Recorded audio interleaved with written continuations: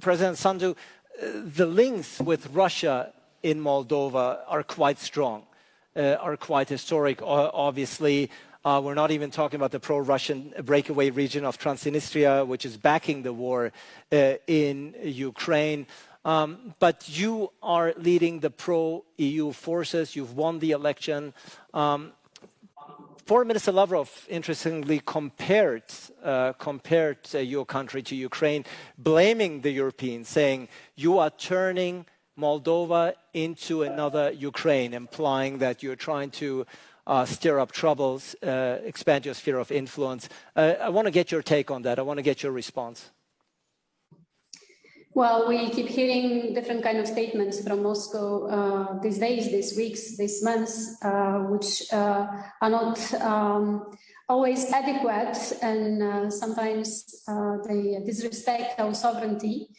Of course, we are in a difficult situation because we are in the region very close to the war, because Moldova has been going years and years through this propaganda, or the propaganda was a big problem for Moldova for a very long time, and we have people who still don't see the reality, though this war is changing the situation. We also have a very high energy dependency, and this is because this is an issue that you have discussed at length, and I just want to say that we all need to learn our lessons when it comes to energy. Here in Moldova, we definitely have learned the lesson, and we have been trying to work hard on the diversification, but this is not easy to do quickly, especially when you have such a market with such high prices.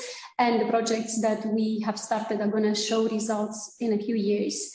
In the meantime, it's extremely difficult, and this is what makes us very vulnerable. And this is what the pro-Russian political forces are trying to use to destabilize the country. I also believe that EU should learn its lessons when it comes to energy. Of course, we like the idea when the EU announced that it is going to create a platform to purchase collectively gas, but it still needs to become operational.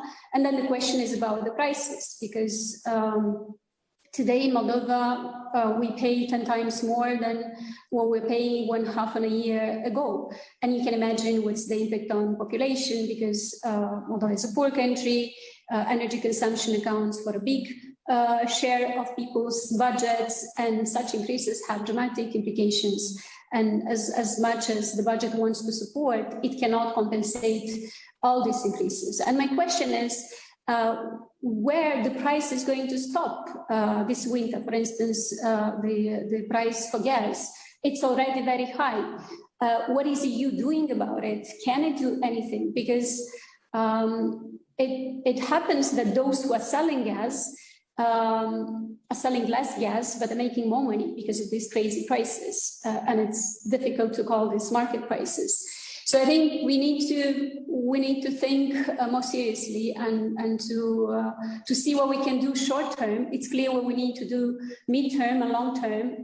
We do need to move faster to the green energy. We do need to diversify and so on. But then how do we make sure that short term this energy war does not damage our democracies. And I mean here fragile democracies like Moldova, but also some democracies in Europe. So that's a big issue for us, but this is a big issue for everyone, I guess, in the region. Otherwise, of course, we're going to continue to resist, and it's extremely important for us to keep peace in Moldova. And it's extremely important to make sure that we can provide some energy security to people, because this will help us maintain the stability in the country. And maintaining the stability is important for us, first of all, but it's also important for our neighbors, Ukraine and Romania.